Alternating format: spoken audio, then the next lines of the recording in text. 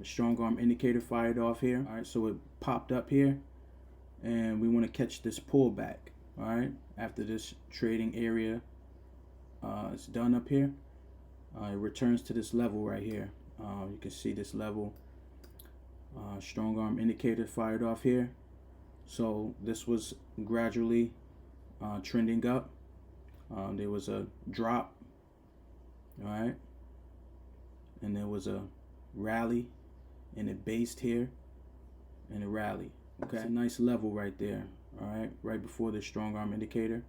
Remember, you want to trade when a strong arm indicator, you want to identify the basing area at the strong arm indicator level, right above it or right below it. Those usually identify key levels where the market will turn around. All right, so here we have this level we identified, all right, a while ago, the wholesale level. All right, so it popped up and we waited for it to come back. I mean, we were trading in here, but this level was an old level, and it returned to this level today. This is the first trading day of the year 2024. Came back down to this level, all right, and we took that trade.